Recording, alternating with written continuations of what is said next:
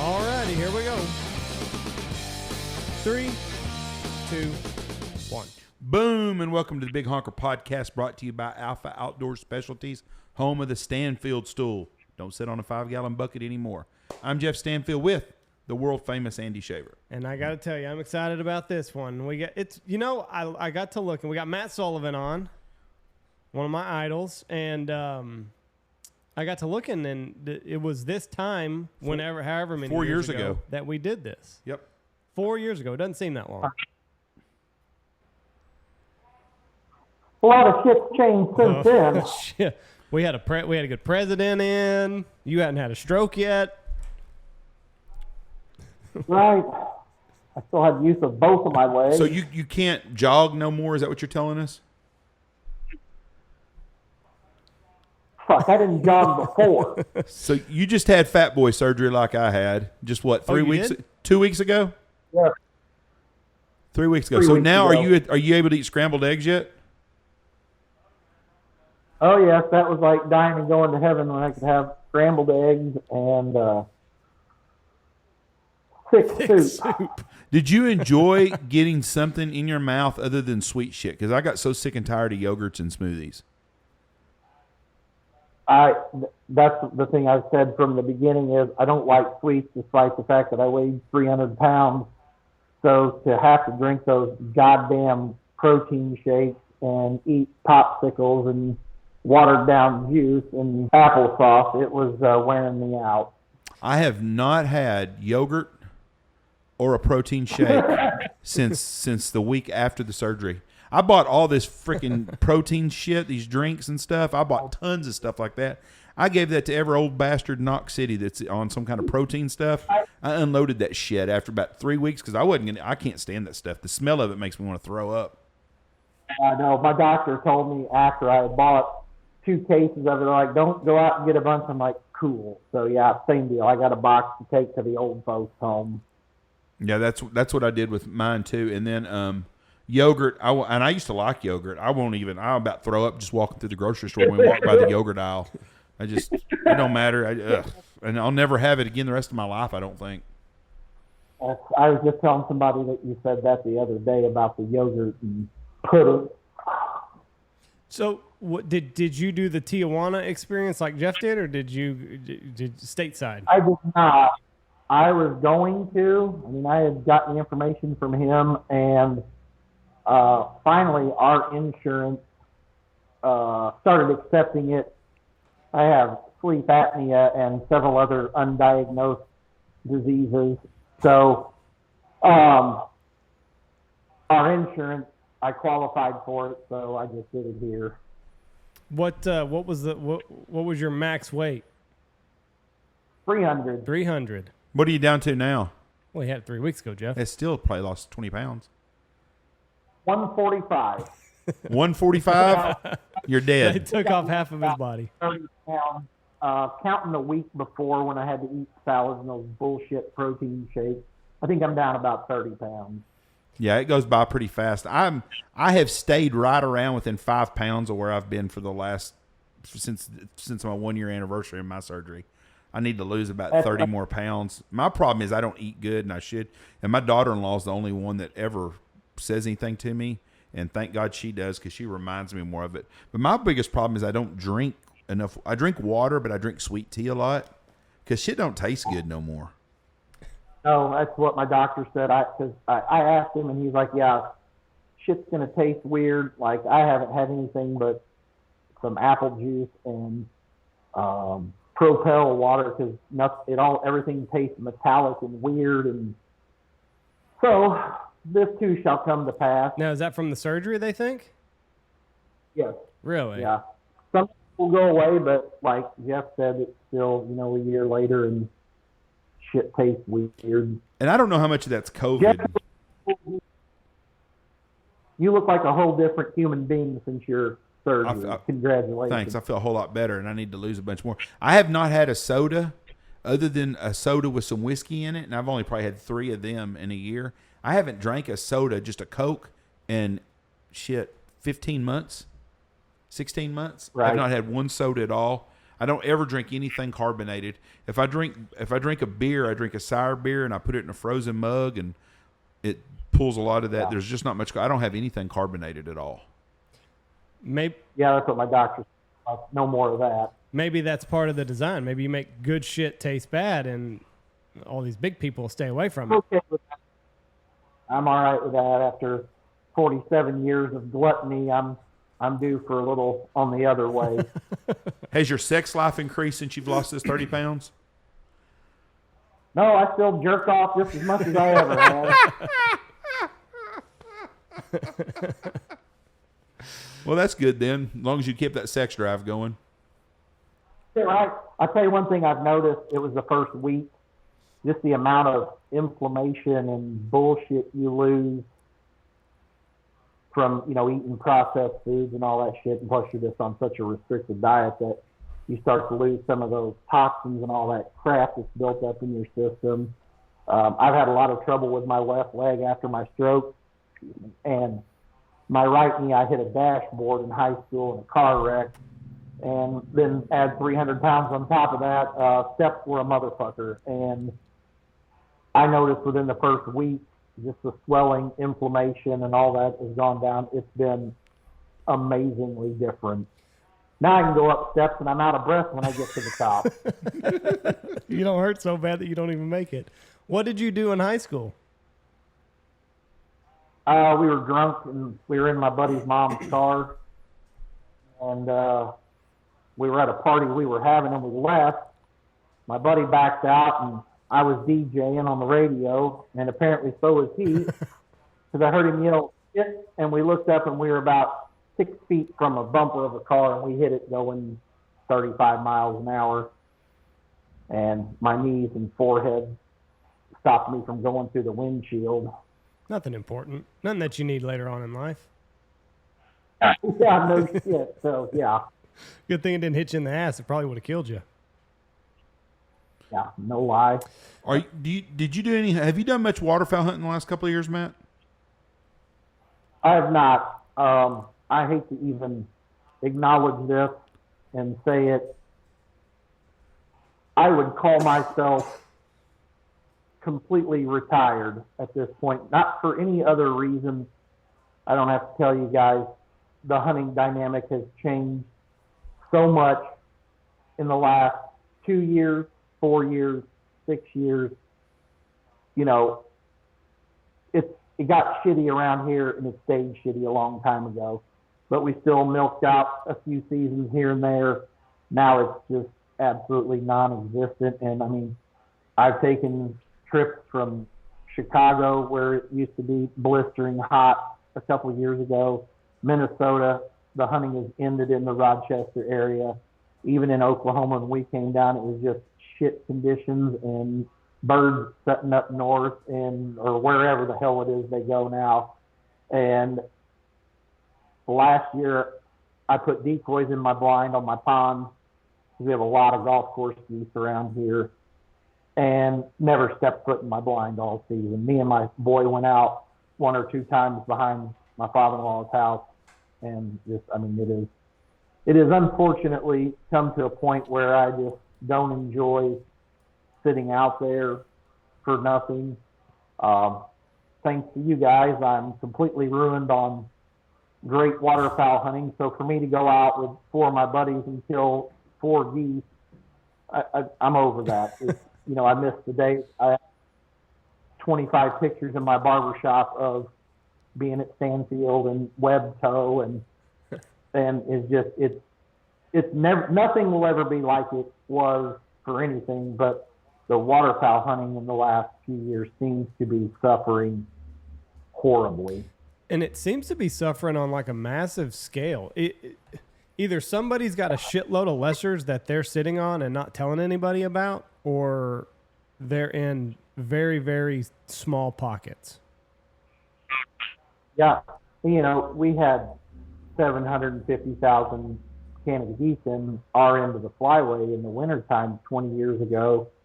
And within about a 4-year period, they just quit coming. But nobody could ever say where they were. Right. Where the hell did 750,000 geese disappear to and not show up in wads of 40, 50,000?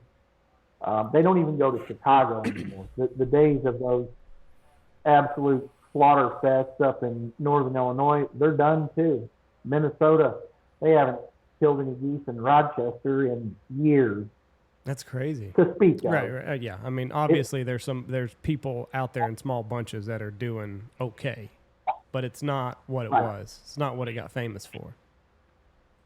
You said it exactly right. From East Coast to West Coast, North border to South border, it is dog shit everywhere. Mm-hmm. And with a few pockets here and there, and you guys seem to be hammering down on the specs in West Texas, damn sure. Praise the Lord and pass the biscuits for that you've got a viable option economically and entertainment-wise. But I'm sure you guys have seen a difficulty in booking hunters like it used to be, as opposed to now. I'm sure there's a little more work involved with it, and thank God you guys have got 25 years worth of customers that want to come and hang out and still get to do a little shooting and still remember what it was like. Mm-hmm. Well, our whole business is revamped over the last 10 years. We've got, guys, it's kind of like the limits. If when your limits go down lower, everybody bitches and gripes, but once they get a season in, they just want to go hunting. We're killing a lot of specks, and we kill some Canadas still, and people are having a great time, and we're killing birds every day. It's not shooting 50 Canada geese in 30 minutes like we used to. It's a different kind of hunting now. And those birds have moved on to different places, but they'll recycle again. We'll have them here again. It may be in 5 years. It may be in 20 years. But those geese are cyclical. That volume, you think? Yeah, they're cyclical. Those birds, before they were here. Where are they at now? I can't tell you where they're at. I don't know. But those geese in the 70s were in eastern Colorado. Then the late 80s, they were in Knox and Haskell County, Texas, and they stayed here till we had the drought of 11. And then they moved back to Lubbock. Now they've moved back to Amarillo. The small geese that were in Great Bend, Kansas now have moved to Wichita, Kansas. And I think that if you looked over a history of 100 years, which is a small portion in history, but if you took a 100-year dynamic, those birds move around in pockets. Food, weather, pressure, whatever affects them, they move, and you'll see them move again. It may be 20 years from now. But yeah, I think we'll get them here again one day. But it's just a cycle. But we are in a horrible weather cycle the last decade, from 2008. So we're looking at 15 years of no winter hardly at all. At least I don't even remember a hard winter in 2008. When Matt's the year Matt worked for us, the first year is the first year I ever heard of El Nino. I never even heard of El Nino before then. Was that 96? 96, 97. I never heard of El Nino before then. And that's all we heard about. Yeah, and the exact same thing here. In the Mississippi Flyway and Central Flyway, I've got pictures from the 50s where they shot the living piss out of big Canadas all the way down in Houston on a regular basis, right. And they didn't hit no geese. And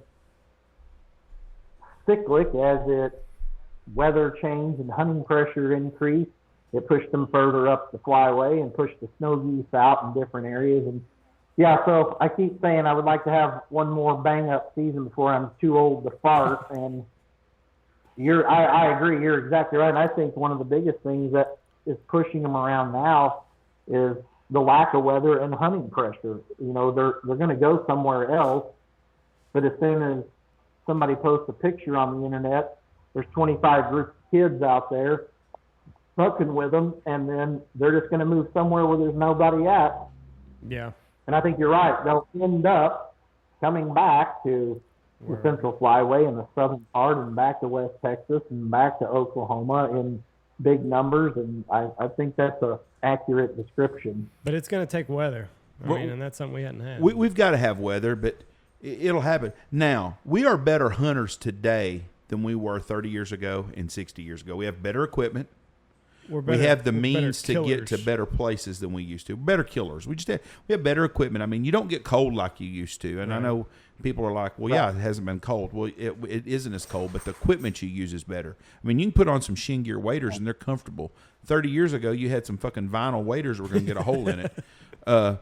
We have, it don't matter how cold it is, you can get stuff. How many people had, what are those heater buddies things that you have? Mr. Heater Buddy. Oh, yeah. Other than someone sitting in a pit somewhere in Illinois, a guy laying in Kansas and stuff didn't have a heater buddy. We didn't have the. I mean, we've just gotten so much better at what we're doing, and those birds get hammered from the time they get September 1st gets here and through January. Hell, they're shooting snow geese up until about 4 weeks ago. They were still shooting snow geese, which just blows my mind. Yeah, I saw. I thought they were old pictures. I'm like, how the hell, the end of May, June, are you still shooting snow geese? But I noticed, we were talking about this 15 years ago.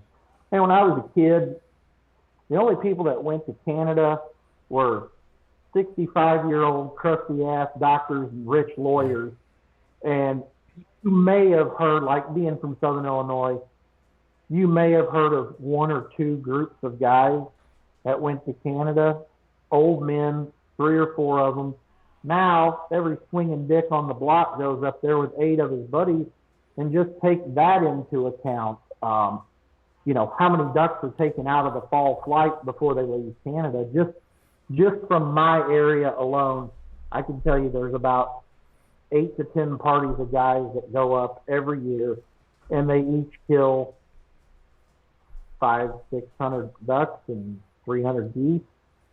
So multiply that across the 10 and multiply that across the United States. And I honestly think that DU and Delta and all these other bullshit organizations have become self-serving more than they ever have been.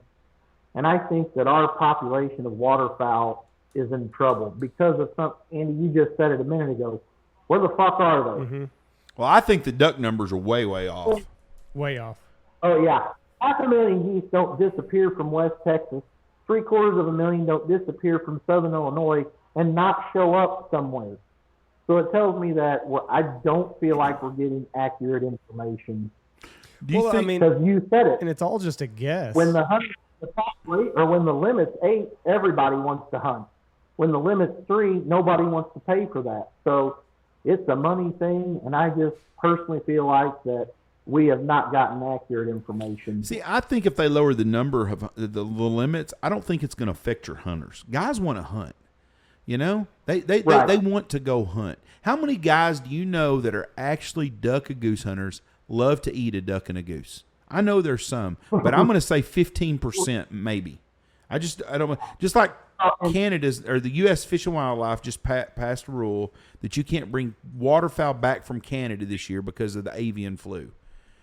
Well, everybody I know that goes to Canada, I don't know anybody that brings any birds back hardly at all. They give them to the Mennonites or the Amish or the Hutterites or whoever, the Indians. They try to find somebody to give those birds to. I know me and Andy did. Yes. I mean, and Never. But it's just the way that they come up, you know, there's never going to be a perfect system, but from what I've gathered is they fly over in a grid pattern and they count the ducks that are in the square and then multiply. So, right. I mean, it's kind of a flawed system. I know the field guys are doing everything they can, especially Delta. One of their big things, you know, they're big on the ground, nest count, clutch count, and stuff like that. So I know the research is getting done, but I'm still skeptical as to what the actual numbers are looking like, because you're in Texas, I'm in southeast Missouri, we're having the exact same talk. You could call somebody in North Dakota, Arkansas, California, Utah, Pennsylvania, and we could all have the same talk. And it just, there is so much waterfowl that is missing. Mm-hmm. And we've said it, I live 10 hours north of you guys. You know, you're exactly right. We don't get the weather, but we have had in the past few years, we've had several blizzards up north from North Dakota to St. Louis that would typically put 200,000 mallards on our local refuges and 40, 50,000 geese, and I mean, just nothing. Yeah. Zero. I wonder, I got something in my, can't get it out. Somebody posted a picture last year, and it was late December, and they were still like halfway up in Canada. Like they were still a 6-hour drive into Canada. So like I feel like we get so far behind on when our birds are going to be here that when that big front comes in December or whatever, they're still so far fucking up there that it's just like you don't stand a shot. Yeah, when we used to go to North Dakota and we were in the southern quarter of the state, you could count on Halloween Right. kids bundled up in snow clothes, and sometime in that 3-4 day quarter there was a blizzard, Yep. a foot and a half of snow. Well, that freezes all the ponds up, and that pushed all the ducks out. Well, they don't have it anymore.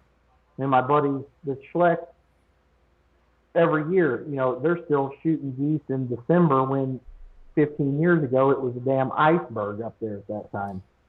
And the same thing, like you said, all the way down, you're not getting that weather that's holding those birds in an area to push them out. So. And you said something that made a lot of sense. Like, how many extra hunters go into Canada each year and just make a pile of them? And like, how far behind, maybe some of these counts are accurate and we're just putting a beating on them in Canada, that when it finally gets down to coming to us, you're like, there's no fucking way that there's that many ducks and geese whenever they're doing their surveys. Yeah, I mean, it's easy math. Like I said, I know 8 groups of guys, and they kill 500 or 600. That's 4,000 ducks. That's a shitload of ducks just from the people I know. And I haven't been in this arena for 15 years. So it's, I think Jeff hit it 100%, and I've reached that age. I mean, there was one thing I went out to do every morning when I was in West Texas, and that was kill every goddamn goose we could kill. If we could have 50, we stayed until we had 50. We could have 35, we stayed until we had 35. And when you're young and stupid, you think that's what a 50-year-old man's paying for to bring his son along. It's not. Right. It's the experience getting the hell away from your wife and work and, going out and having a good time, sharing an experience with your kid. If you shoot 2 geese, it is not any more memorable than if you shoot 6 in those aspects. So the dynamic changes as you grow up, and that's a good thing, and it goes more into a fraternal type thing than we killed 61 this morning, we killed 51 yesterday, we killed 91, so that's a good thing. And it's great for you guys being in business for so long that you have that fraternal brothership with so many of your clients. That it was 15 years ago, I was working at a bar in Cape. I'm serving a guy drinks, and he got talking. He was from Dallas. And I start bullshitting with the guy. I was like, yeah, I used to live out in West Texas. He's like, oh, yeah, where at? And I told him. He's like, no fucking shit. He's like, I used to go goose hunting out there. And I'll be goddamn, I hunted with this guy, with you guys. And, I mean, it just shows you how far that network goes. Now, for these young dickweeds that spring up every season, they have no chance of a long-term business. Because the guy's going to come out, they're going to shoot a couple geese, hear every excuse under the sun, and it's going to be a bad experience for them, and they're going to find something else to do. But for you guys, I mean, you're going to ride this gravy train to the Golden Gates, and that's a great thing. I mean, you guys have you're bound to be in the upper 10% of outfitting services nationwide that have been doing it this long. It's I mean, we take pride in that, and I just like you said, creating the relationships with people, and it would be fun to go back and talk to like younger Matt or younger Andy, that 19 to 24-year-old that's just like, we got to kill every one of these fucking geese. Yep. No, you're right. And just be like, pump the brakes a little bit. Like, just it's all great, but like, let's maybe enjoy it. Just because I can remember like there's when it was that way, and you were expected to kill 50 every day, I didn't enjoy it as much because like I felt like if I shot 30, I'd fucked up. Right. Oh yeah. Yeah. And I've said that too. You have that expectation. So when you only go out and kill 25 instead of 45, you're kicking yourself in the balls. But the man and his son and, grandpa that was with him just had an experience that no one else has ever given them in their years of hunting for what they got to see in West Texas. Just like when I brought Clayton a few years ago, we had the hunting was tough. We had that huge swarm of geese come in on us. Mm-hmm. It was fantastic. He'll never forget that for the rest of his life. Now, we could have sat there and shot 50 more, and that wouldn't have been a goddamn thing to him or me or you or anybody else there. So that part of it's fantastic for you guys being in this so long that you've created such great friendships with people and that lowered their expectation. I don't think that's necessarily the right term, but they're coming out to see you guys. They're coming out to see your kids. They're coming out, to hang out with Ron. They're coming out, they're not there to kill. We were there 4 days. Limit was 8. We killed our 40. Blah, Right. They don't give a shit about that. That comes with age, and that's a fantastic thing to see happen for you guys. You've got a great niche there.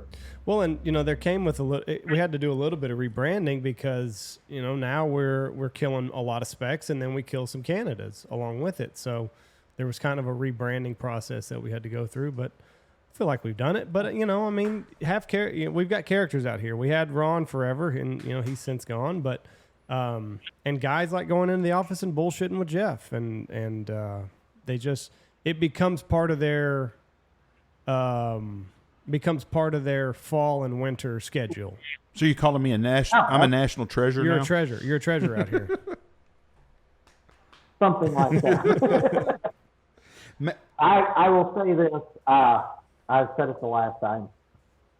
You guys gave me something when I was a fucking punk bitch that I would have never imagined would have stuck with me 20 years later.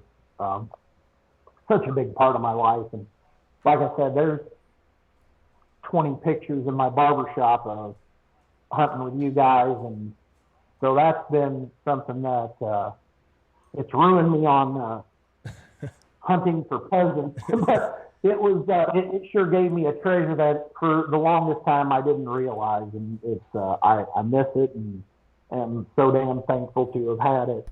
Where's Willis Hunting Club? The picture behind you. That was my great uncle. That was from 1955 in the Christmas edition of the local paper. They would put all of the hunting clubs listings in there. How much does it say per day? What's the rate per day? $13.99? $10 a day. $10 a day.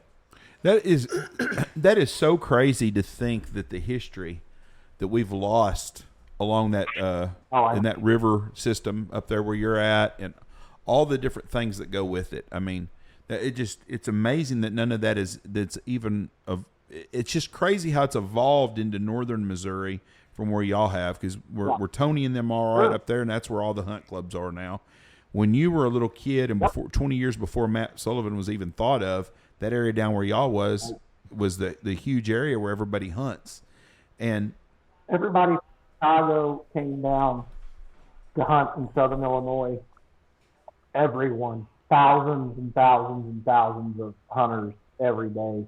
My great uncle said, this is something to think about, in 1955. He said it was not uncommon for him to run 250 hunters a day through at $10 a crack. Ooh. Cash money in 1955. And he ran his club from 1945 until 1993. Jeez. So that's crazy. And that's what I'm talking about on the transition and the cycle of the birds, because that was the area to go to. Now it's middle of Missouri, on that Missouri River up there is the place to go in Missouri, and the area around Wichita, Kansas. Well, my dad grew up in southeast Kansas, and they didn't have a lot of geese there, and now they have a bunch. It just they move, and it's Houston, Texas. When I first got in the hunting business, my biggest competition was getting guys to quit going to Larry Gore to come to West Texas to hunt with us. That was my biggest sale deal. Do you remember what you told the guy at Memphis, Tennessee, when the guy said something about you could only kill 5? Because I think the snow goose limit was 10, and you told him, you said, he said, and I quote, and I'll never forget this, he said, yeah, but y'all just killed them small geese. And Matt told the guy, and I'm not going to say the guy's name, Matt goes, listen. Would people know who he is? Yeah. Oh. Matt goes, they don't give two shits if a goose weighs 3 pounds or it weighs 12 pounds. They can just kill a limit, and there ain't nobody killing the limit in Eagle Lake. And that's what Matt told the guy. Never. It was funny the first time Asher Watkins and those guys came to hunt with us when we worked for you. We went and hunted on the Livingston, and they were really laying it down for us about their vast snow goose hunting knowledge.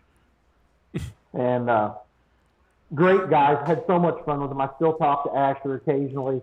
So they tell us, now, we're experienced snow goose hunters, and we're pretty good at about 50 yards. So if you get those geese about 50 yards and turn us loose, we're gonna impress you guys. My brother said, I'll tell you what I'm gonna do. He said, I'm gonna call them in. They're gonna be landing right in front of us. I'm gonna call the shot. And he said, I'm gonna shoot a handful. And when you guys get ready, whatever that distance is, you cut her loose. So we threw the first group right in, normal 15 yards. And it sounded like machine gun fire when he called the shot. Those guys emptied their guns so quick. And I remember there was a chubby guy that owned a sandwich shop that hunted with him. And he said, God damn, I've never seen geese that close. I'm going to shoot, but you wait until you're ready. The perception is so much different, and you're right. I remember that was the big deal. It was still Larry Gore and Blue Goose and those guys down there that was our competition. Yeah, I tell people, once you come out here to West Texas to hunt, you'll never go to South Texas again. And that's exactly what happened. Exactly. And now the sad, horrible part is those are all housing developments and parking lots now. That whole area. That area, we went in northern Illinois. It was developed, but there was lots of cornfields and farmland out there. But as the urban sprawl and people trying to get the hell out of Chicago, it's all subdivisions now. We will see a recycle of birds. We will get cold again. It's going to happen. We might all be dead. That's right. But it's going to happen again. It warmed up a lot in the late 1800s. They had a big warm cycle and stuff too. Weather's cyclical. They used to have a winter festival in London, and they would do it. An ice festival is what I think it was called, and they would do it on the Thames River in London, and they'd have ice skating and all kinds of stuff there. And then they had to quit doing it in the late 1800s because the river was never frozen again. And then they had it again in the early 1920s again. It would freeze up again. So it happens. We will see it. And the weather that we're dealing with the carbons and all that stuff, they say that's killing the ozone layer and stuff. They had a hurricane. What earthquake? They had what winter was it that everybody almost starved to death? That because they had they had a volcano. And it releases more carbons than cars. There was more carbons released in one earthquake or one volcano than we've done in a man has made in a lifetime. So it'll happen again. We'll get cold, but the numbers really bother me. And I'm going to tell you, 1816. My conspiracy theory on this is with the duck numbers is the U.S. government makes a ton of money off of duck stamps, hunting license. They tax the shit out of us. Well, everything you do waterfowl hunting is going to get taxed the shit out of it. If they told you that ducks were down, 30% or 40%, then people would quit buying license and stuff. So and that's a conspiracy theory. Yeah, I feel 100% that it's become a poured out cash exchange. Not only does the government get the license and stamp money. When Benelli sells a $2,500 shotgun, they get sales tax. They get federal firearm license money. I mean, they get it every time somebody turns around. So, yeah, I agree 100% that it's become like everything else, it's become a hoard out money system. Yeah, and last year with the lack of winter, and I am friends with a ton of guys, and with the podcast, so many of them on Instagram and Facebook, I see so many posts from all over the country all the time. Some guys don't show stacks of birds because they don't want everybody coming to their hole, and they're smart. I understand that. But they talk a lot, and they would brag, to their friends. And if you get a guy on a guided hunt, he's going to show pictures of a hunt he's been on. You can say, please don't post, whatever, but they're still going to. You didn't see that last year. The widgeon have fucking disappeared. Yeah, where the fuck are they? I mean, I want to know where the widgeons went. The cotton tops are gone. Fat chicks are still here, but cotton tops are gone. We were talking about that, not to kick you in the nuts. You guys post great content. Your pictures the composition's perfect, the layout's perfect. It's not a bunch of fucked up piles of shit laying everywhere. Your pictures are great. And I noticed last year you guys posted very, very few pictures, and I know part of it is the hunting was tough, but I also know part of it is, for fuck's sake, you post a picture now and you turn around and there's 3 outfitters driving around.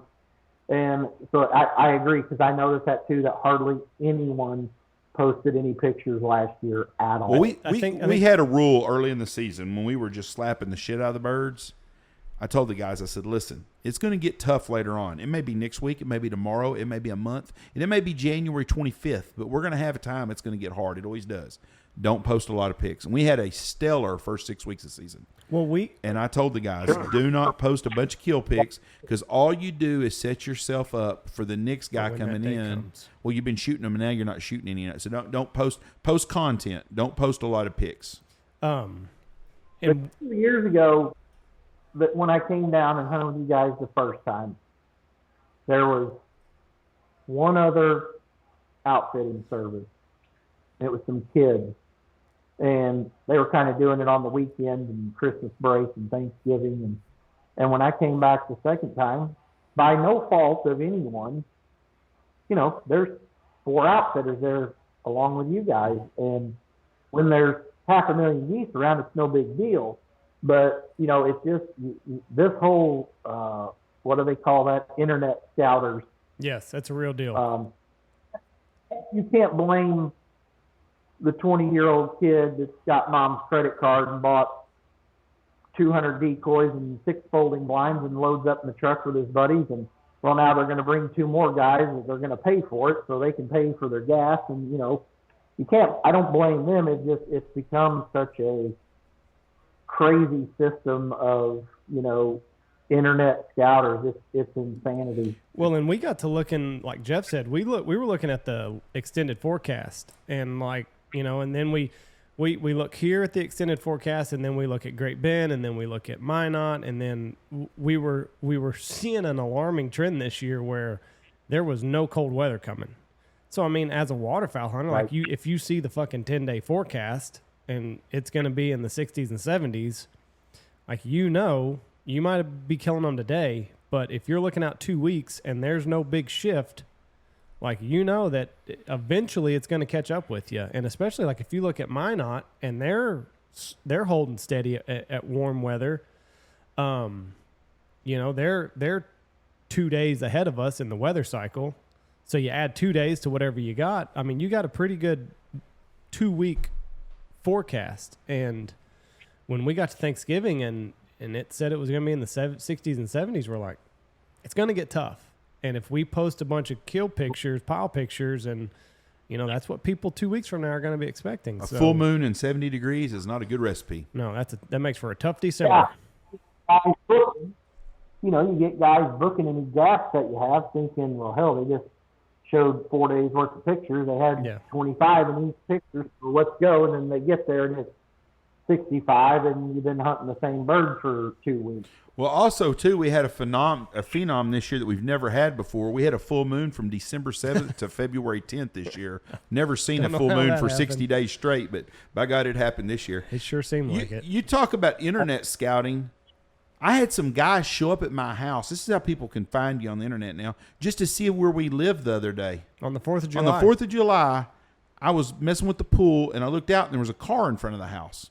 I looked out and some guys were sitting in it, I think. So I go up to see if they're lost or some shit. It's a small town. You talk to people. Guy rolled down the window. He goes, we just wanted to see if you lived here. We listened to the podcast, man. We're very sorry if we bothered you. No, not at all. They drove off. So people you can find a hunting field if you can find where Jeff Stanfield lives. You can find his fucking home address. You can find the location. Yeah, and, just like Albeck for years, I will say that he did the absolute best job of keeping a lid on it until he started doing some TV shows. Because, he is psychotic about turning your location services off. Don't check in, don't tag anything, don't post anything. Yeah. And he did the best job of keeping it under wraps. But like you said, guys go home, go to the office, show their buddies. They go to the DU banquet. They show 15 guys. Where'd you go? Oh, we were out in Whistle Dick, Oklahoma. And the next thing, hey, there's geese everywhere. Let's go out and try and see if we can find a place to hunt. It's going to happen, and it's that way, and it's going to get worse and worse and worse. And there's nothing we can do to change it. But I think everybody realizes like how you can at least slow it down. But guys are going to – a long time ago, it was frowned upon to go hunt with someone and then go back and hunt on your own or take some other people to that place. That was just an unwritten rule. If someone invited you on a hunt, that was theirs. You didn't go bother their stuff. And I dealt with that 30 years ago with this cocksucker, and I'll never forget him at all. And I hunted a place, and I look up, and this truck pulls up, and it's him and two other guys. Hey, how you doing? And I was like, wanted to drag his ass and beat his ass, but I didn't. And I never spoke to him again. I never hunted him again. Never took him around again, because he was too fucking stupid to realize that he broke a bond. You don't do that. Well, nowadays, guys aren't worried about being your friend. They just follow you to find out where you're hunting at. Texoma Jesus used to do that stuff all the time on his stuff. He duck hunted at on Lake Texoma, and he would always piss everybody off because he would show pictures of his ducks. But he got where he would take a black marker and mark all around so nobody could see. I know where that fallen tree is and shit because of internet scouters. Yeah, exactly. Well, that's like, it's funny you say that, and part of it, I was so in tune with being out there. I'm looking at a shadow box on my wall. There's 1, 2, 3, 4, 5, 6, 7, 8, 10 pictures on there from West Texas. And I can tell you, 20 some odd years later, where every single one of them, except one, was taken. Yeah. Just by the landscape in the background. And so you're right, it's like, yeah, there's a dead tree here. Well, we got to run down the bank, blah, blah, blah. So it is amazing how many people are watching that. And I don't blame them. They don't even realize they're doing anything wrong, just like you said. That they're. How many of those pictures are in peanut fields? Are there some wheat field pictures in that shadow box? Bitch, I was the king of the wheat fields. What are you talking about? So they're all wheat field pictures? There is. I hunted up on the Livingston a lot. Oh, yeah. When I was out. We still hunt it. I love it. We still hunt it. Nobody wanted to go. Everybody wanted all the cake flops that were 10 minutes from the lodge, and so what happens when you got 3 groups of guys hunting around you, somebody shoots and fucks everything up. Probably half of them are in wheat fields, but I loved it. I enjoyed hunting up there. Just because you were by yourself? Yes, I enjoyed driving up there. Hell's fire. You drive through a gate and drive 20 miles inside the ranch. Never seen anybody. And so I really, really enjoyed it up there. It's everybody else was like, God, we gotta get up to the living. What's funny about that is when you say you go through a gate and you drive 20 miles, people think you're bullshitting. The 1100 field is 21 miles around the edges of it. One wheat field, 21 miles around the edges of it. And so you drive 14 miles and then you go a quarter of a mile out in the field, and that's where you're going to set up at. And that's why you'd have to do it. Right. Yeah, and we would drive around, and the first few geese would come out, and they'd hit one spot. So you'd drive across to the other side and down and across and check to see if any were hitting anywhere else, and drive back one more time at dark to make sure the last spot they were in. and go back the next morning. How many times, because we call it the hike box, how many times did you have to take off going at them where they shortstop you? Or did you just let them set? I think Matt coined the frame, the hike box. You did? Yeah. Yeah. I think he did. That's back when him and Smokey were running and gunning together. It's just a pile of fucking cigarette butts whenever you look over at his little... Cool smoke. I'll never forget, Jeff told us specifically, not me, I didn't smoke, but fuck nuts. Do not smoke on the ranch. It's dry. No shaking, no open flames, no cigarettes. So, of course, Smokey does whatever he wants. We go out, and we get back to the lodge just about the same time Ronnie pulls in, the game warden. He said, me and Smokey were standing there, and I think Jeff and Tony had come out of the lodge because the game warden pulled up. He said, "Who was smoking?" And goddamn it, I wasn't smoking. He had smoked too. Well, Ronnie had sat there for an hour with a spyglass and watched it. Right. And watched him smoking the whole time and knew, like, per the ranch, we were not supposed to be smoking out there. And that sticks in my mind still 20-some-odd years later that Smokey got caught red-handed. Who was smoking? He was such a grouchy fucker. I would send him up there on purpose because I knew he wasn't supposed to be smoking. You knew he couldn't smoke? He was an asshole. So I'd send him on purpose. He was the only person that smoked on the whole staff, so I'd send him all the time. He hated it. I mean, plus it was a long drive, which I live right in the middle of Knox City, so we could head out that way. And it was, I really enjoyed that. I've told, everybody that we hunted a lot of that wheat country, and half the time you had it to yourself because nobody else wanted to go up there. He was the laziest guide that ever worked for me. Oh, my God. I mean, that fucker would drink a pack of beer on the way to the field every morning. What a miserable existence. Mm. What, and I mean... This famous move. We'd be down to needing 5 or 6 geese. I'm going to go get the truck. Okay. And he would walk at a snail's pace, but he would swing his arms like he was running a marathon. I mean, you could watch him. He was only walking 1/2 mile an hour and swinging his arms like he was in a beehive that we could laugh our asses off. And then he'd sit in the truck and drink beer until he could see we had all the decoys stacked up. So all we had to do was put them in the bag when he pulled out there. Jeez. It was a nightmare hunting with him. That would wear me the fuck out. Another thing, he used to come in when he wanted to bitch about somebody, which was every day. And it's funny because he was the one nobody wanted to hunt with. Right. But he'd go, can we go for a walk? I don't have time to go for a walk. What do you need? Go for a walk. Just tell me what you need. Close the fucking door and tell me what you need. Be on time. He was never on time. He was always. It was always somebody else's fault. Always. But I had a guy hunt with him one time. Guy still hunts with me. And he come into my office one time and he closed the door. He said, "Jeff, I'm going to tell you right now." He goes, "I don't give a shit if that son of a bitch is the best thing since sliced fucking bread in this country. I don't ever want to hunt with him in my life." He goes, "I looked over at him and he said he's got a pile of cigarette butts that are 2 foot tall next to his hole where he's at." He said, "I do not want to hunt with him." Forgot what I was going to say. Yeah, I more times than not. I mean, it was every time. He got out of everything he could get out of. What wears me out, and I've had some of the new kids do this. We'll be done, and I stay until I announce, okay, hunt's over, unload your guns. I don't leave the spread, but there will be times where like the young whippersnapper who rode with me will be like, hey, you want me to go get your pickup? I'm like, fuck no, I don't want you to go get my pickup. Like, I'm going to go get my own goddamn pickup, and you're going to pick this. Now, I don't take a detour. Yeah, but, I walk to my pickup and I drive it back because, I like to pack things up in a certain manner. But the young whippersnapper, he thinks he's going to get out of picking up some decoys. I'm like, fuck you, bud. That's my pickup. You roll with me. I'll go get the goddamn thing.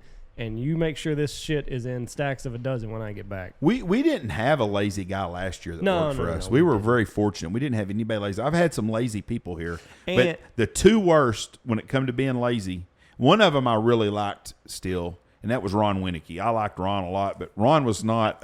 You could have called him lightning because he wasn't moving very fast. That's good shit. But and you know, when I think about some of the kids that have done it, I think they thought, I'll take a load off of him and he can. I'll walk and get the pickup. Where to me, it's like, I'll go get it. You know, Matt, I'm gonna say this much for you. On my dad's deathbed, if I would have asked him the most entertaining person that ever worked for us, he would have said you. Matt Sullivan. He would have told me that in a heartbeat. Did I ever tell you what I told the last words I ever said to my dad before he died were? And this is the honest to God truth. They'd called hospice in, and the hospice guy got there, and he was telling Dad, he said, "Do you know what I'm supposed to do?" Dad said, "Yeah, you're going to put my ass to sleep." He said, no, that's not what I'm going to do. Dad said, "That's what I want to do." Dad was ready to go. He had told us he was ready to die. Sure. And so the hospice guy came in, and this was like on a Monday night. And the hospice guy stayed till 7, and me, Tony, and Michelle stayed there till about 8:30 or 9 with Dad that night. And we knew it was getting down to the end. And Dad was in and out. They'd given him something to help him sleep. And so we were walking out of the room, and we'd been talking and telling stories. And the first thing I told Dad was, I asked Dad, I said, when you get to heaven, I said, who do you want to talk to? And he said, Roger Fowler. He goes, and named a couple of Bill Blocker, some old fireman friends that he used to run around with in his younger years. And he goes, well, shit. He goes, hell, I don't even know if Roger's dead yet. He goes, and Roger wasn't. Roger was at his funeral because I told Roger that story. And Dad had zoned out. He's going to be pissed. He's looking for you out there right now. For about an hour, there was nothing. Dad didn't say nothing, and we all talked. So we got up and we were leaving the room, and I was the last one to walk out the door. And I said, Dad, I said, Tony's an asshole. And he looked at me and he laughed and closed his eyes. And that was the last thing I ever said to my dad. Last thing you heard from his boys was that Tony's an asshole. I had some great conversations as Ron was getting weaker, and he was on Facebook Messenger a lot, and we had some great talks. I'm extremely thankful for us rekindling our friendship, for damn sure. I think you took his passing about as hard as anybody did. Yeah. Dad was suffering. I was so happy when they told us he passed away that morning. I mean, I was so relieved because I knew he was in a better spot. And one of Dad's good friends passed away yesterday, Bill Blahoviak, who trained dog at Oklahoma City with the Sooner Retriever Club. And Dad really loved Bill a lot. But Dad was in a lot better place. And that was one of the most touching things is that people around Dad took it. I shouldn't say it just the emotions you seen from people when they found out Dad died. Well, he was a real character. Yeah. I mean, he was the mascot for the camp for sure. He liked mayonnaise, didn't he? Yeah. I'll never ever forget one morning, Tony would throw all the leftover biscuits and shit in the trash. We'd go out hunting, and me and Ron came in, and we'd been together, and I took my shit in the lodge and came back into the dining hall when you built the new dining room. And you were with me, and Ron had fished about 3 or 4 biscuits out of the trash. And he had a tub of mayonnaise sitting there, and he was smearing it on and eating. And you're like, God damn, Dad. He's like, those were in the trash can. He's like, the only thing he said, fuck you. And went right back to eat. He was. I will never ever forget that. Fuck you is all he said. I told so many people, I said, I did not grow up with Ward Cleaver for a dad. I said, we did not have that kind of relationship. Oh, I did not. But I wouldn't want Ward Cleaver and by having my back in a fight, and I damn sure wanted Ron Stanfield. God, no shit. We went snow goose hunting. Shit, I was probably 21, 22. Tony was 20. Tony was either playing college football or I can't remember. I think Tony was. We went down to Eagle Lake to hunt, and Dad had bought, when Ford come out, they had the 3rd seat pickup, and Dad bought one of those. We were driving down there, and Tony was in the back laying down sleeping, and we pulled up. We was in Rosebud, Texas. I'll never forget this. We pulled up to get gas, and Dad's truck, it didn't have 600 miles on it. He's proud. Well, he bought him a sham for it. Dad, he don't keep up with shit, but he bought him a sham for this pickup. What's a sham? It's a rag to wash it off. If you wash it, it keeps a sham cloth. Yeah, okay, I got you. So he got the sham. That's how proud he was, this old truck. And we sitting in there, and I'm sitting here reading a book, and I feel the truck boom, boom. And this guy in this 18-wheeler was trying to back out, and he backed into Dad's truck. And Dad's like, God, boom, son of a bitch, I'm fixing to whoop somebody's fucking ass. And Dad puts his shit in the truck, and he walks up there. And Dad was a big man. Dad was not a little guy. And at this time, Dad was still a real big man. And Dad banged on that fucking door. Boom, boom, boom. He goes, fall out, big boy. And this fucker fell out and fell out and fell out and fell out. This dude was about 6'9" and weighed about 400 pounds. Looked like a professional wrestler. Older guy, probably about Dad's age. Dad was 50 probably at this time. And Dad looked up at this son of a bitch and he goes, what the fuck you doing hitting my truck? And that guy said, sir, I'm sorry. I didn't mean to. And I told Tony when I saw that guy fall out, I said, hey, Dad's fixing to get his ass whooped. Tony looked up. He was sleeping. He woke up, looked at Dad, come back in his truck and got in the truck. And Dad goes, whew. He goes, that old boy didn't mean to do that. I said, he was fixing to whoop your ass. Dad said, he just kept falling out of that truck. He said, that's a big old boy. But I'd never forget that. Fall out, big boy. When Dad told the story, he'd say, he just kept falling and falling and falling when he come falling out. The one cool thing is we've got all of his stories. So, like, you can go back and listen to old Ron stories. I don't listen to the ones closer to the end because he was pretty weak at the end. But when we first started the podcast, all of his old stories are on there. So I don't know. Dad had in the right mood for that. Dad had a good life, and he was very blessed, and he considered you a friend, Matt. And you would.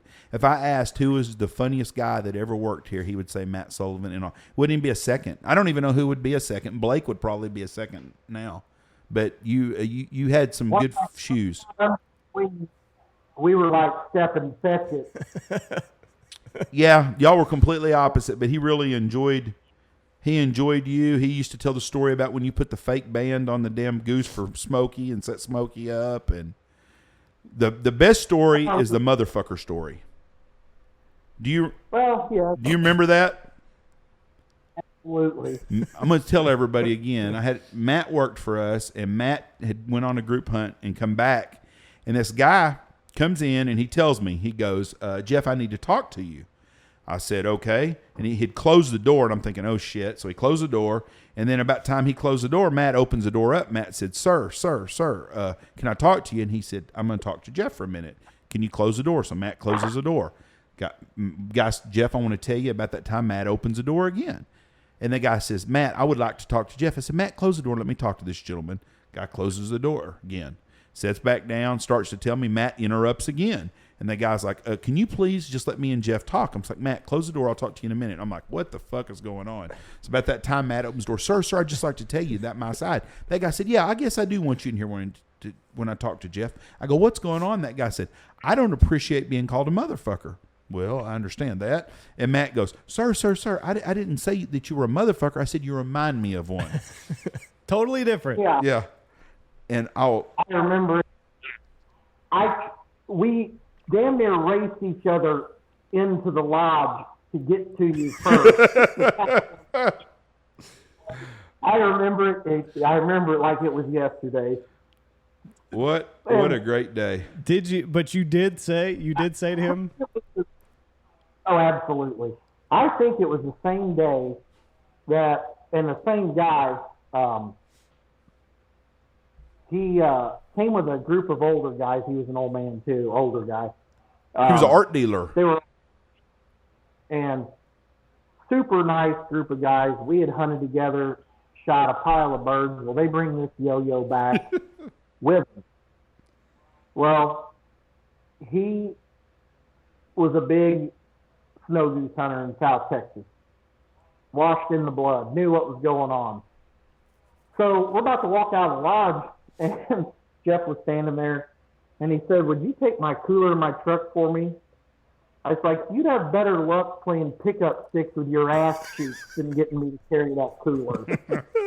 And that started it. So we get out there to hunt, and like these other guys all listen, the routine, put them in V's and blah, blah, blah. Well, this guy's putting them in circles, and he's putting them 3 inches apart. And I asked him a couple times, and, please, spread them out so we can get our holes all hid, blah, blah, blah.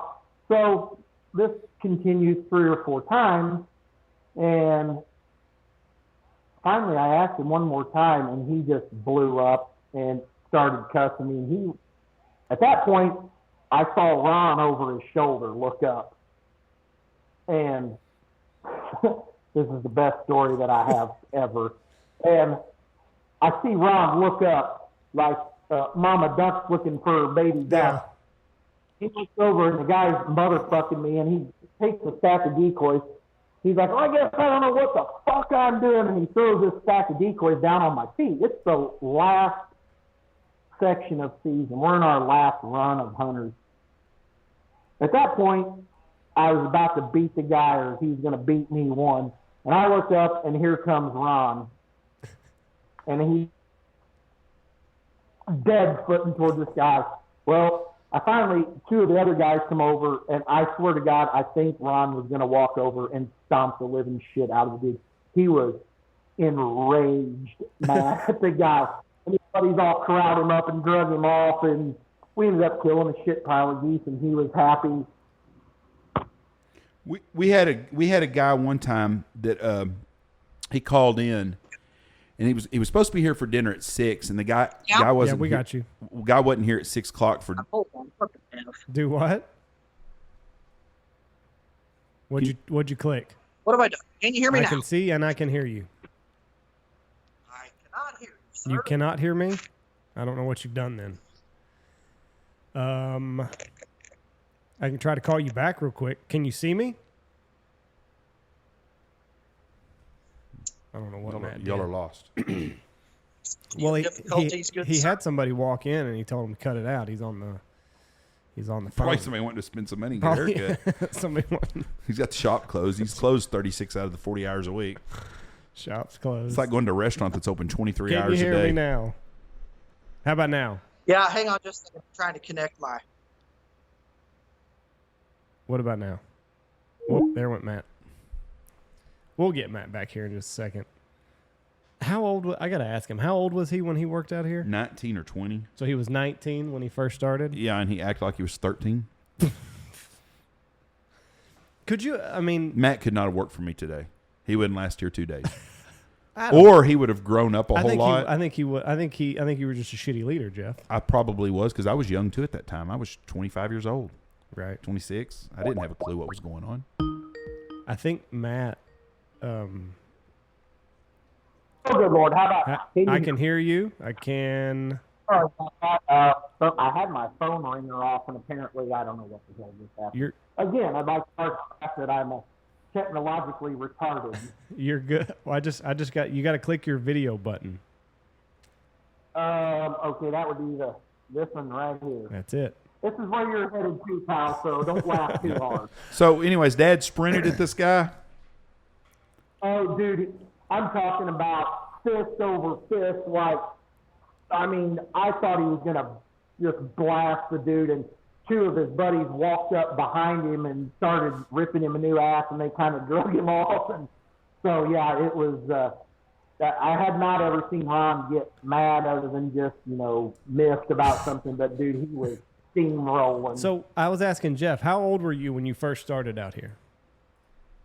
21. Were you that old? 22. Jeff thought 19 or 20. Let's see, 74 to 94. Yeah, I was about 21 22 the first year I was I told Andy you were going on 13. Yeah, I still am. But I don't know that nowadays you couldn't work for me back then, but I'm a different guy now, and you would have been fine because I'd have just stayed on your ass, and we wouldn't have had no problems. Right. And it probably would have been good for both of us, because I didn't know how to do it. I was not much different age than most of you guys, and it was a different deal. Right. And yeah. It was such a I'll say it was such an innocent, juvenile. You guys were new to the outfitting business. Brian and Danny were the first three guides you had, and you were new to it, and you guys were muddling your way through it, and we were killing the piss out of the geese, and guys were lining up, handing you money, and it was just a different time, and I'll say this: back in those days, especially in our area, you expected your guy to have a felony, maybe not show up because he got arrested the night before, tell a bunch of dirty jokes and have stinky pinky when he showed up. I mean, that's just the way guys were back then. So we took that with us, and my brother was 7 years older than me. Not nearly as much fun as I am, obviously. I will concur on that. I said this after years of thinking it through.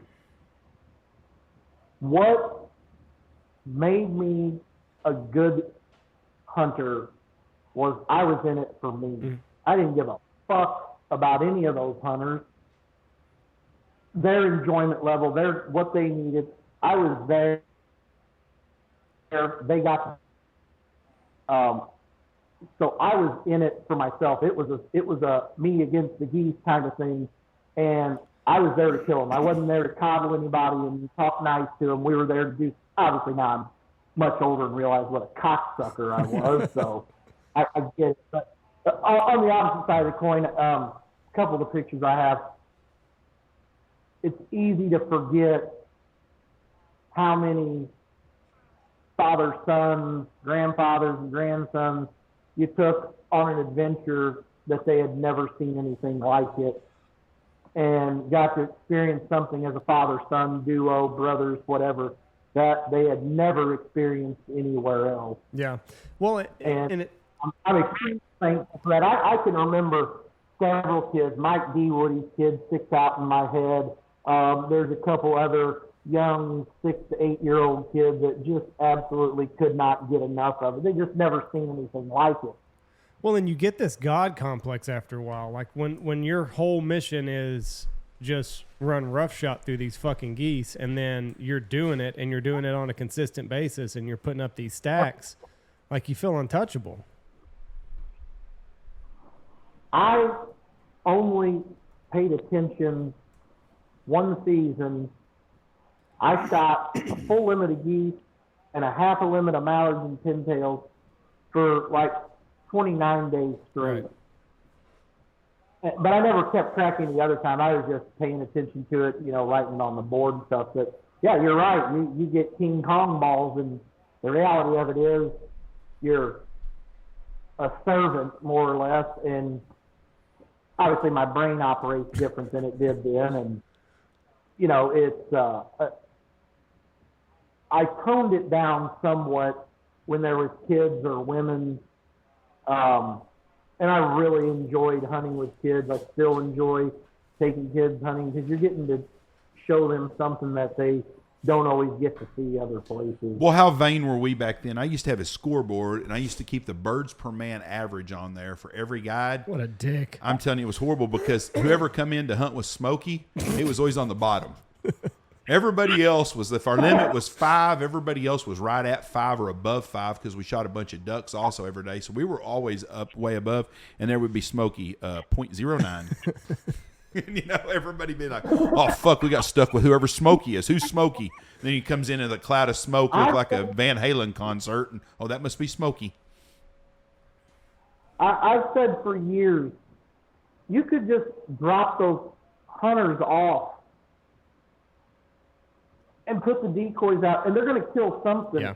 And Smokey would struggle for weeks at a time with, everybody would come in with 50 geese, and he'd come in with 11 and be bitching because Jeff sent him to in Livingston or the spike box for the 27th day in a row. Like, well, I'll go hunt there tomorrow, and then one of us would go up there and smash the living shit out of them. He come in the office one time. I'll never forget this. He comes in and he goes, I didn't have no traffic today. I go, what do you mean you didn't have no traffic? We just no birds came up there today. Hunted the south field over there by the Winchester.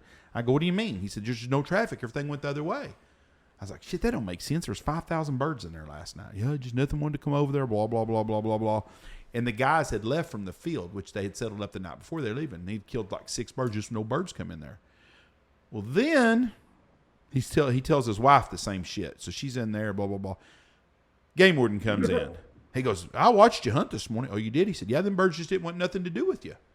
I go, what? He goes, yeah, the birds were just training right over him, and they dumped to the field to the north of him all morning long. Kathy goes, I thought you said there wasn't no traffic up there. God damn it, got up and walked out. He'd been lying. He just couldn't kill it because he's fucking lazy. So even on the good days on the X, he fucked shit up. Yeah, that's what I said. How can you not kill some? I remember the very first time I hunted with you guys. It was right across from Mike Atkins' old little cabin shed thing he had.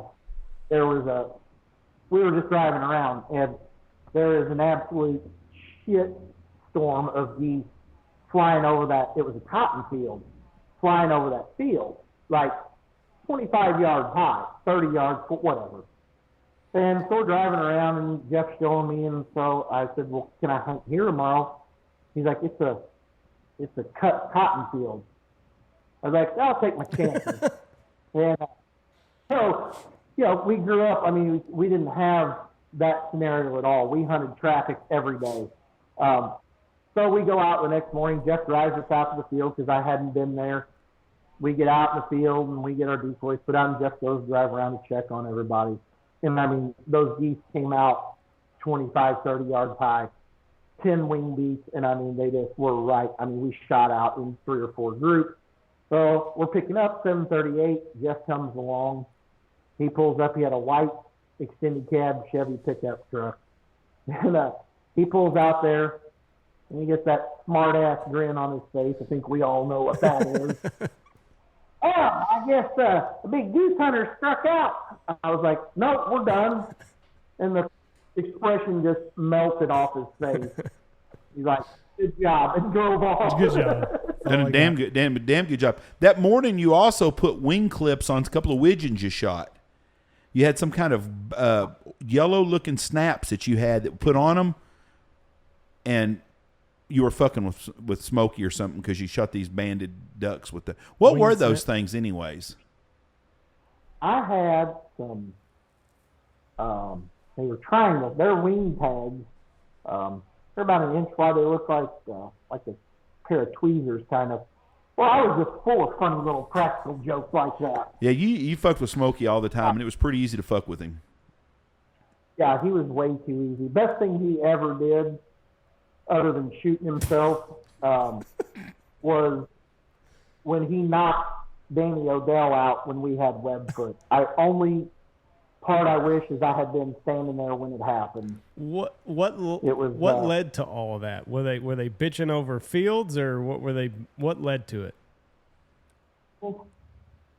My brother said it better than I could have ever put it. The worst mistake we ever made was leaving working for Jeff and Tony. And so it was just a goddamn shitstorm at Webfoot. We were killing the shit out of them. Hell, everybody was. That was pointless. But we had Brent, Smokey, Danny, Red, Kathy, me, Brian, Dave Gert. So he was always at odds with somebody 24/7. He didn't like Danny. Danny didn't like him. Well, Danny had a couple. He was another one. His pussy got all swollen when he didn't kill a limited geese and everybody else did.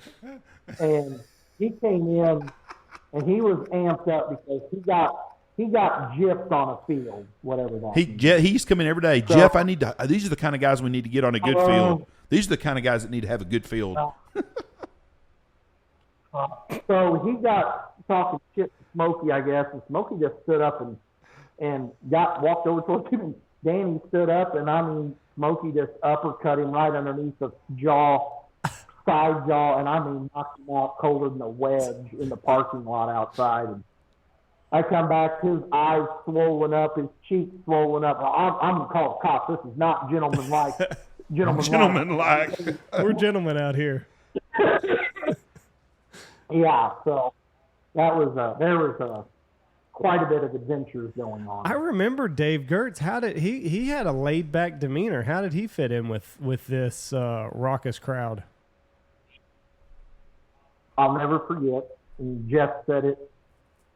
First few days he was there, he was trying to get his feet on the ground. He was a traditional big Canada goose hunter, big spreads, hunting traffic.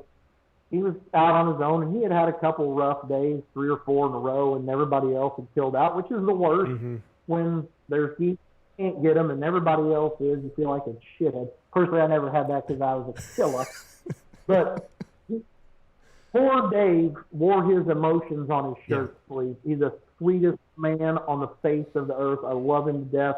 Talked to him not too long ago. But he was moping around, and we were riding his ass like a diaper. And Jeff told him, he's like, son, you better get some thick skin because you're in the wrong fucking crowd. And he did. He kind of bucked up a little bit better. But man, when he first got there, he had the thinnest skin of anybody on it. And of course, once we all realized that, we're like a pack of wolves because he was the new guy. I wonder whatever happened to him. Yeah. He retired from the Mayo Clinic. He married a gal named Amy. They got a couple kids. Up till several years ago, he was still just buddy hunting.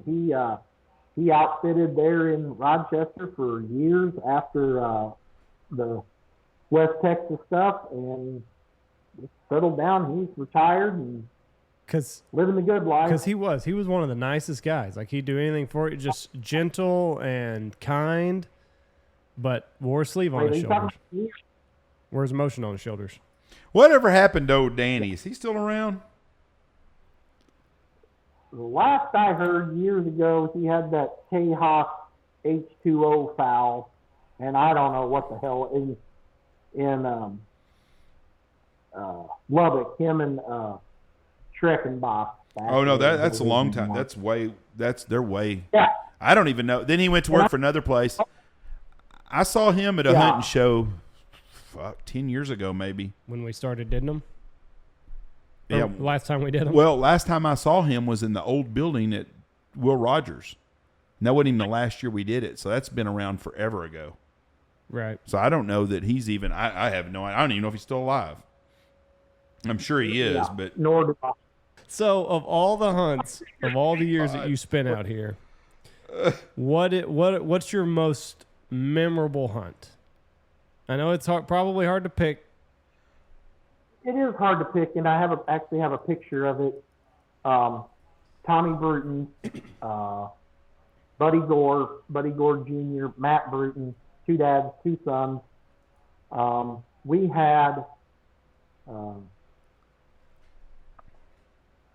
what was the pock-faced guy that Joe? He's dead now. The farmer. Oh, Joe Jenkins. Joe Jenkins.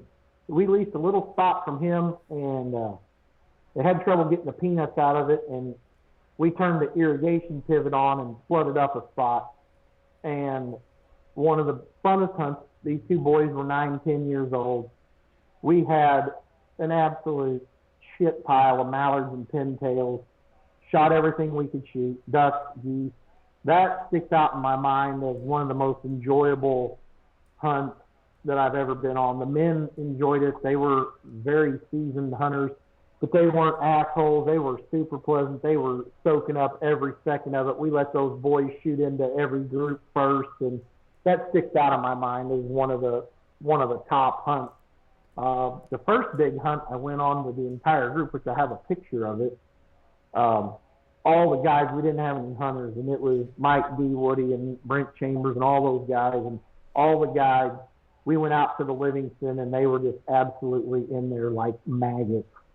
And those geese got so tight in on us that, you had 12 killers out there, and we shot out in 2 or 3 groups. And it just, the amount of geese, because I had just gotten there, so I had no concept of what I was walking into. And those 2 hunts stick out to me as top notch.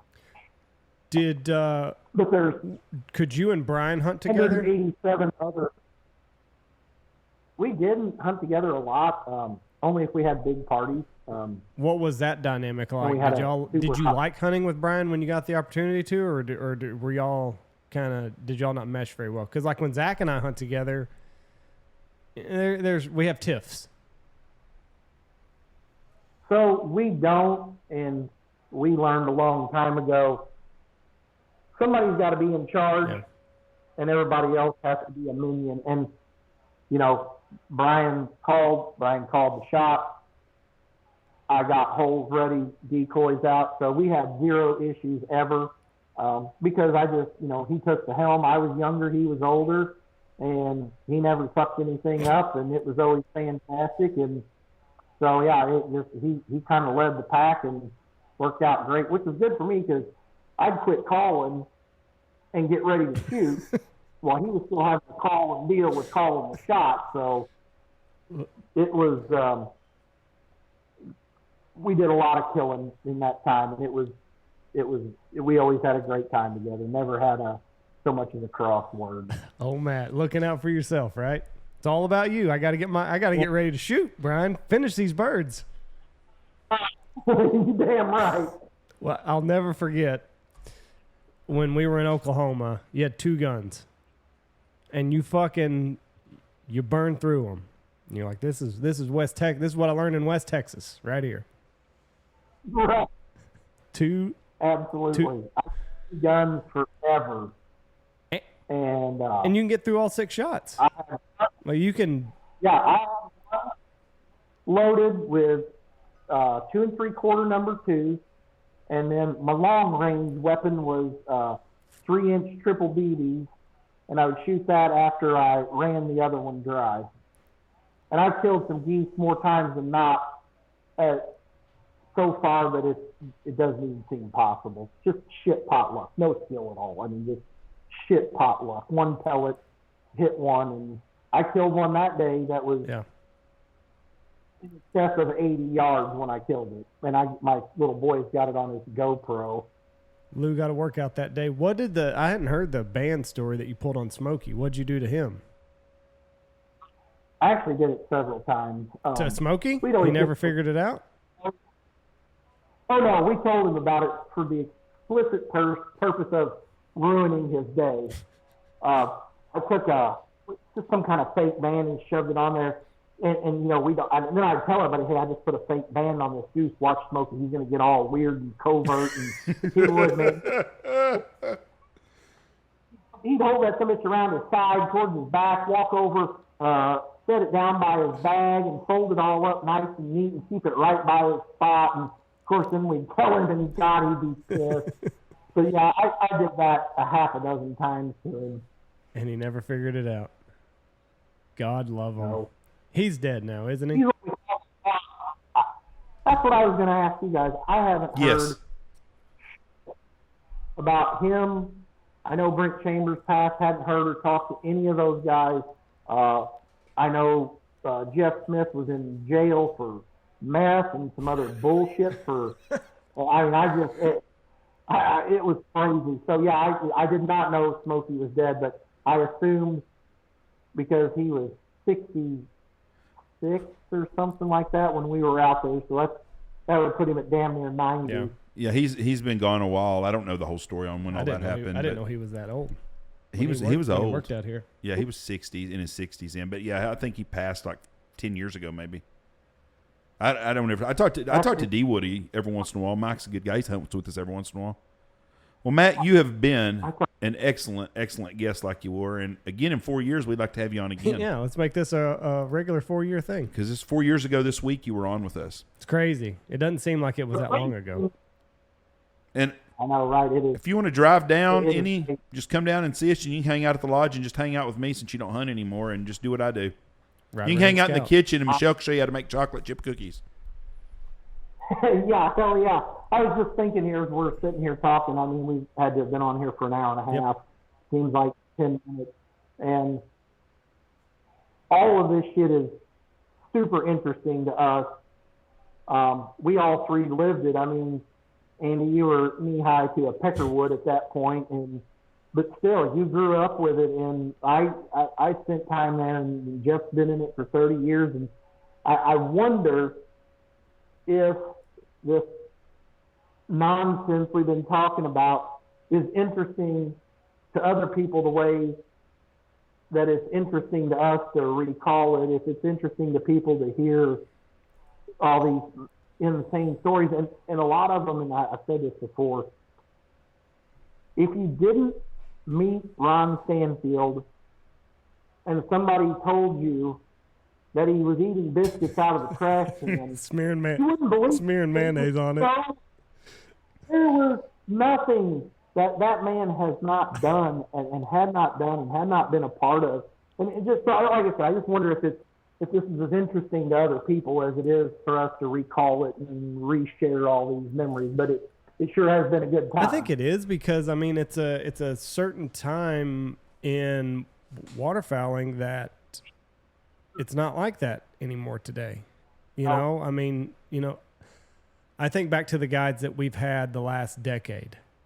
And I mean, they're all buttoned up and kind of, you guys were the last of the Mohicans of kind of like you said, you expected your guide to have a couple felonies and he may or may not show up tomorrow. Like that's just, that kind of came with it. But you that generation of waterfowl guides, because I did grow up in it and I've seen the evolution of what guides are. And I mean, it was like when we went from you guys to Dave Reese and Johnny Reichert and them, like, you know, they were a step tamer than y'all, and then the next bunch was even more tame, and now we're just, fuck, I'm in bed at 8:30 at night every night because I got to get up and do it all the time. But you guys were kind of the last. It's kind of like whenever you hear about old football stories from like the 70s and shit, and the stuff that they had to do, and the shit that they were taking just to perform. That's interesting to people because it's not that way anymore. Men are not the men of, hate to say it, even the 90s. Like that class of guys gone. Me and Tony would take off from the lodge, go to the liquor store, get a bottle of whiskey and 6-pack of 7-Up, Coke, 12-pack of beer, and we drink the whole goddamn thing before we went back from scouting every day. Right. Stop at whatever that place we got shelves there in Rochester. The guy had an old Penman's. auto garage. Penman's. Still there. And we'd get $100 worth of scratch-off lottery tickets, drive around drinking whiskey and scratching off lottery tickets every day. I mean, it was every day. And I mean, we drank when we had Webfoot, when I was guiding across the country, we would drink until 12 o'clock in the morning every night of the week and be back up at 4:30, 5 o'clock. I would die now if I did that. One night, you'd find me laying in the floor dead. Yeah, I couldn't imagine. If I stay up till 10 o'clock and I have to guide a hunt the next day, I am like, what the fuck did I do? This was a mistake. And I don't even have to be drinking. Like, I can just be standing up watching Netflix. 10 o'clock. Right. I am 8:30, maximum 9 o'clock. If the wife needs a little bit of loving, like, you better get it in early, lady, because I am rolling over and I'm going to bed. Right. But it is, and I enjoy it because, you know, I've often wondered, because when you look at things through the lens of, like, your memory, things get a lot better.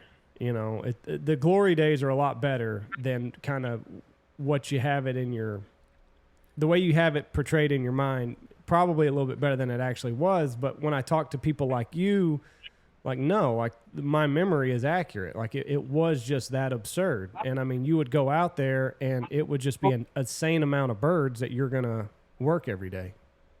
Every day. We had some tough seasons, and as we expanded, having more guides, fields got tougher to get on occasion. But 95% of the time, it was an absolute fairy tale every day. Now, dealing with me and working for Jeff, not a fairy tale every day, but it was still Camelot, if you will. It was just an absolute innocent time of just unbridled fun, period. There was no stress to it. You know, like I said, Jeff and Tony were figuring their way into being outfitters. We were running, gunning renegades, and it all worked great. Yep. Well, Matt, it has been an hour and a half. We appreciate you coming on here. I would love to do this in person, so if you get a wild hair up your ass to come south, we'd love to have you at the lodge. You can sit in the office with Jeff and tell motherfucker stories, whatever you want to do. We would love to have you down here and do this in person. Are you guys coming to the Dive Bomb-A-Rama? Yes, we'll be there. Are you going to come see us this year? I'm planning on it. Let's see what happens. It's goddamn hot outside. For us Northerners, it's 100 degrees out today. Yeah. Yes, we will be there, and it'll be a good time. So hopefully we'll see you there. All right, buddy. You all take care. Great to talk to you as always. Good talking to you. Thank Take you, care, Matt. bud. Bye. The famous Matt Sullivan. I did not call you a motherfucker. I simply said that you reminded me of one. Yes, and that is a true story. Yes, it is. And I didn't know what to say, and I don't get speechless very often. I did not know how to respond to that guy.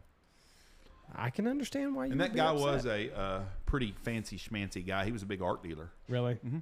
He hunted with me probably 3 or 4 years. He passed away, but he hunted with me 3 or 4 more years after that. A lot. He'd hunt 2 or 3 times a year. Real nice guy. I'd always laugh when he'd come in. There's that guy that reminds Matt Sullivan as a motherfucker. I even got along with him good enough that I used to say, "There's that old motherfucker right there." He'd laugh, but what a day! All right, thank y'all for listening. We appreciate it very much. Is this coming out this week or next week? Next week. We'll see y'all on Friday in St. Louis at Squad Fest. Why do you always ask like it matters? Because I wasn't gonna say we'll see you next week. We'll see you Friday at Squad Fest. It's coming out tomorrow. We'll see you at Squad Fest. I'm gonna be an asshole. Thank y'all for listening to us. God bless y'all. Have a great week.